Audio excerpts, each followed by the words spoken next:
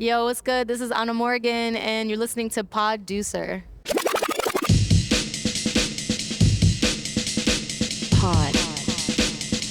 Poducer.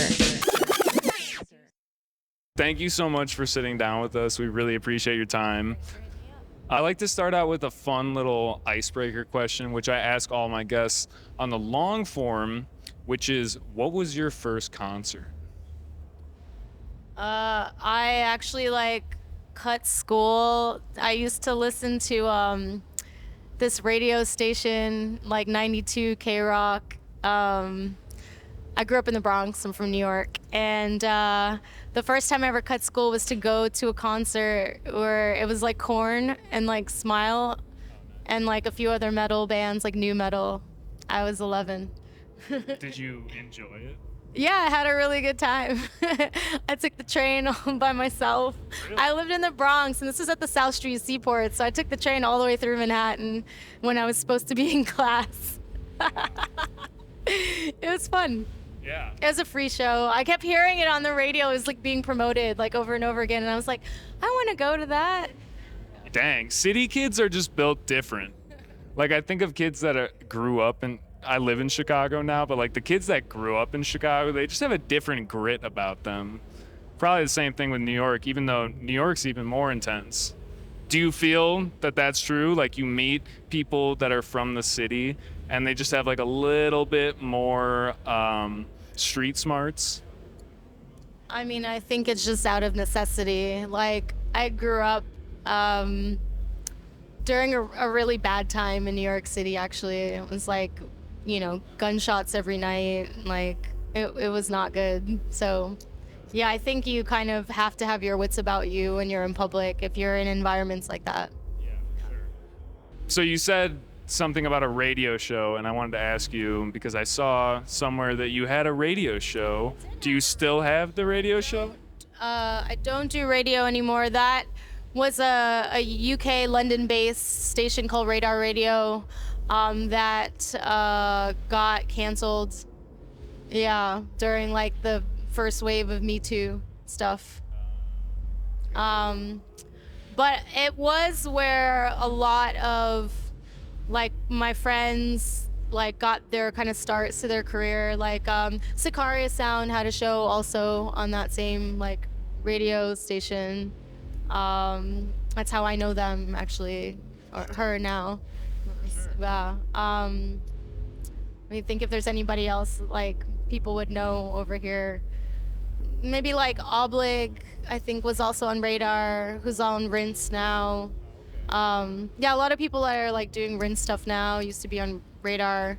It was cool. I did it. It's basically like the first time I played at Outlook Festival. I did like a 160 kind of hybrid set, and someone hit me up from that radio station, and they were like, it was at a time when like no one was really playing that sound, and there was no one playing that sound at that festival, and it wasn't really like very well known in the UK. So they were asking me if I would like present it in a way that was also educating their audience. So I was able to like put a lot of my friends on and like, showcase a really niche scene, which was fun. Yeah. For sure. Do you were you talking on the radio show and also a lot of talking?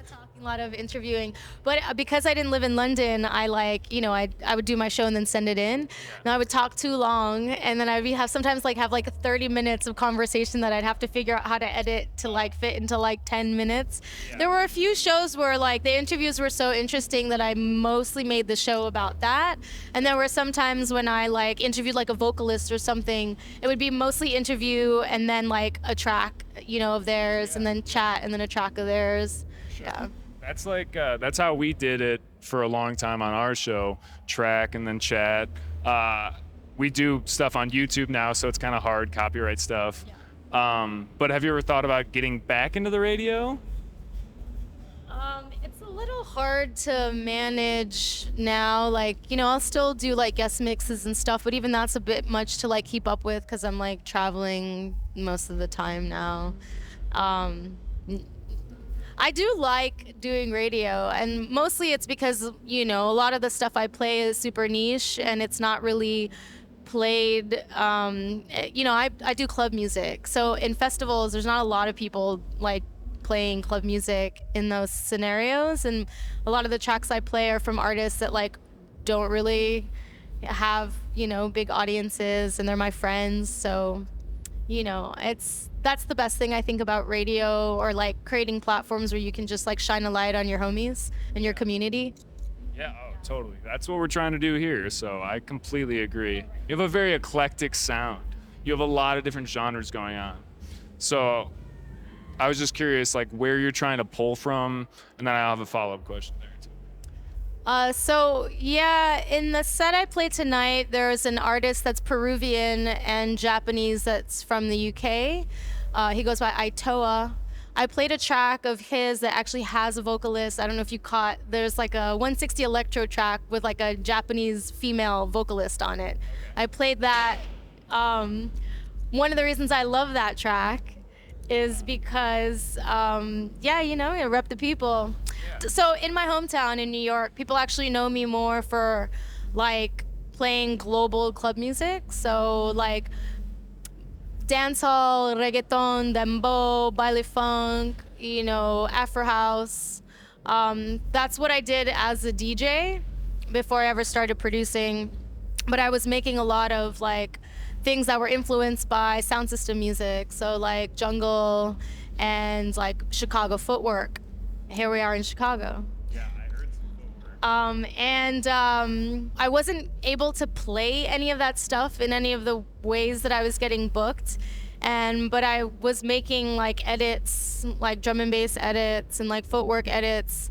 And then when I started putting those up, I didn't know that you could actually like put them on, because I was like, this is other people's music. I'm just like messing with it. But one of my big influences is a producer named Dr. Jeep, who's Brazilian and based in New York. And he was like, he brought me to a radio show to do like a radio show with him. Afterwards, he was like, I feel like we have the same exact taste. Like, do you produce? And I was like, well, I mean, kind of, but like, not really. And he was like, you know what, come to my house and like bring your laptop, bring your projects. So I went to his house and I showed him a bunch of stuff, and he like gave me some tips on how to finish tracks I was stuck with. And then the next day on like Red Bull Radio, he played one of the edits out. And anytime I'd go see him play, he would like play tracks of mine, which was a huge push in the terms of like actually like learning more about production and like getting a little better at that. It was like having someone that I looked up to then and still continues. Like I'm a huge fan, he's become a dear friend, but like I feel like we really need people like that, people like him, to like encourage young producers, especially like women in the industry. And so there's not a lot, and sometimes they're a bit shy about sharing their music or even like how to start. Yeah. So yeah, I credit him with like kind of giving me the confidence to like push a little bit more with production. For sure.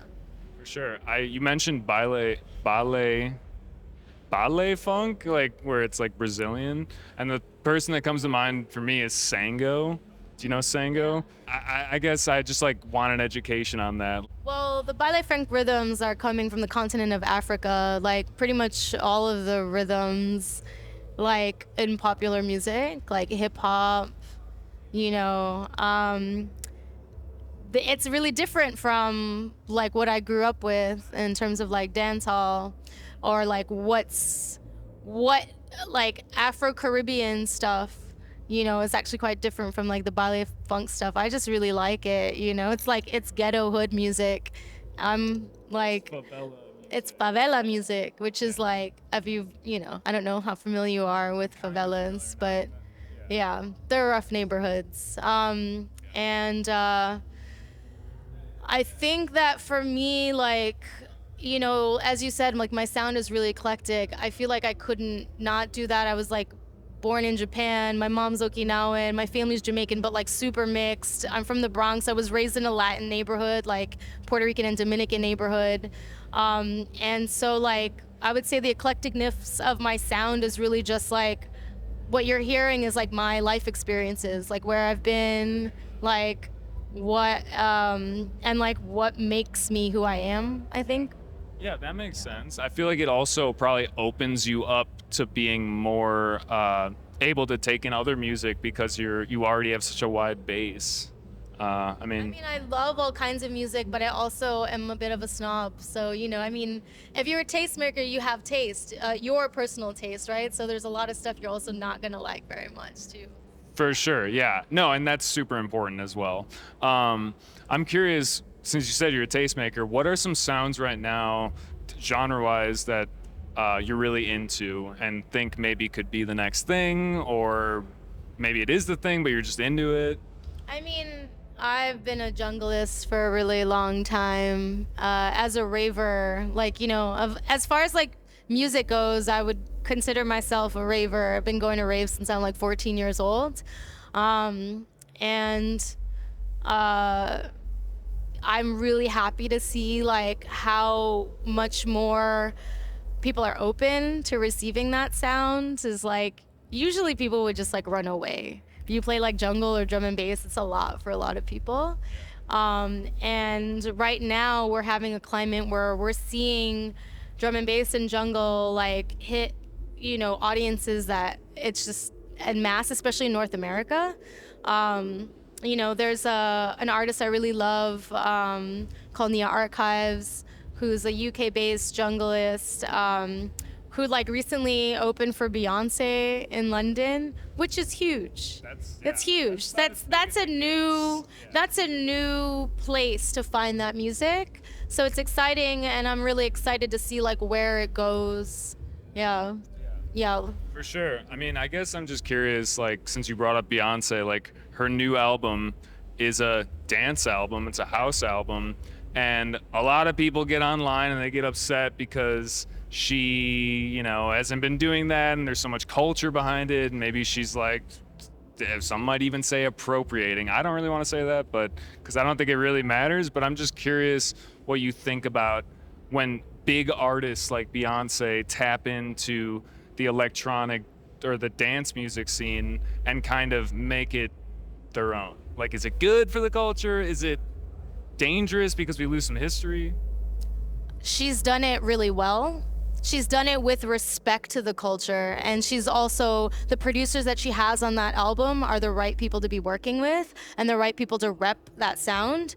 Mike Q, who's on that record, is like one of the people who was pushing ballroom and like pushing, like, he's from New Jersey, but really like pushing that sound. So I'm actually really impressed that she does her homework, and she's not just someone who's like, like a cultural appropriator in that sense. She actually like went to find out who were the right people to work with when she decided she wanted to make that record. And I think that's great because it shines a light on those communities and the people. And then when she did that tour, for that record, everyone that she picked, like a lot of my friends were opening for her, and everyone that she picked was like a really like not super well known artist, but well known in our community. And like she also like put the right people on. So I really think she did that as tastefully as possible.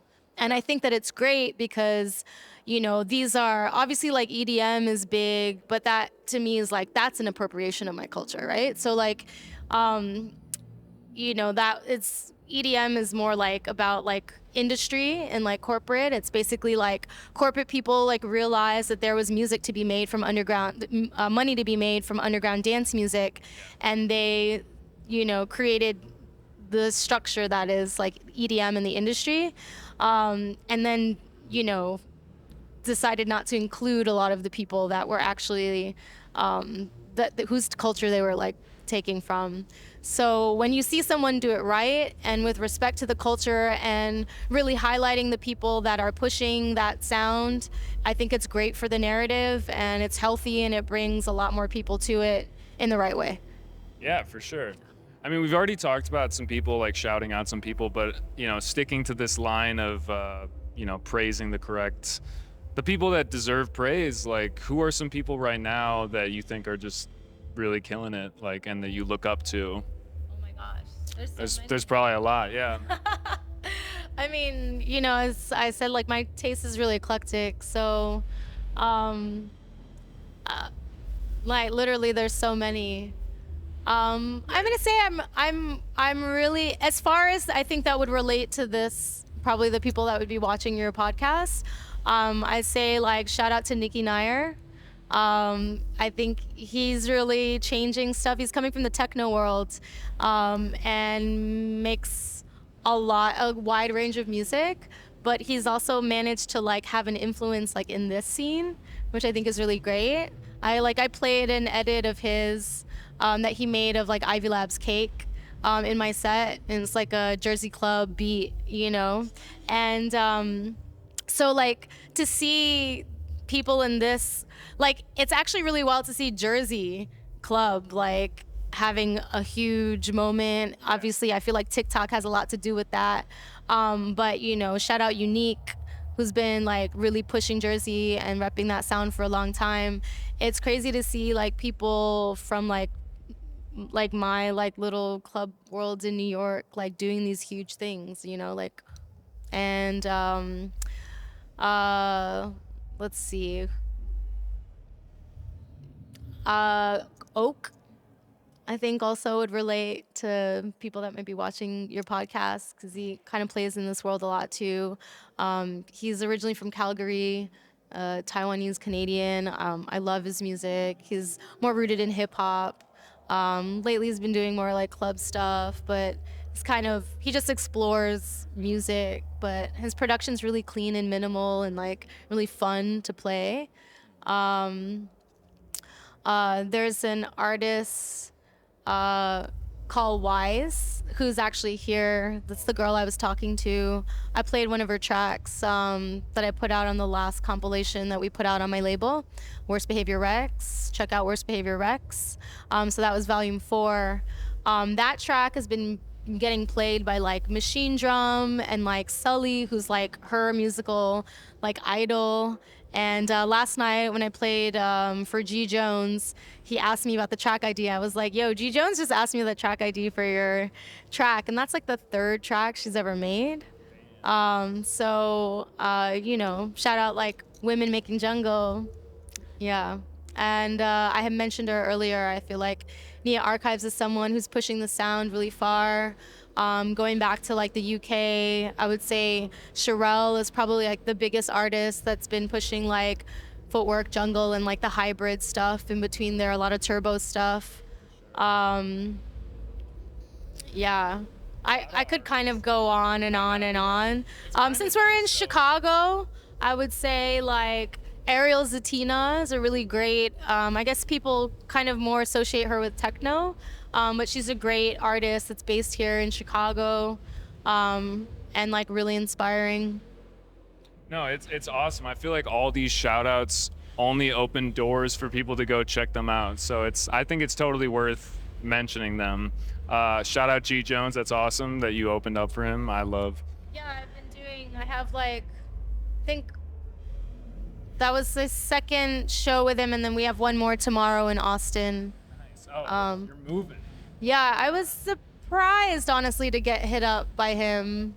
But it makes sense. We actually share a lot of some early influences. Like, he's a huge Luke Vibert fan, so am I. A lot of what I do is also influenced by, like, Luke Vibert, that era of rave, like UK rave.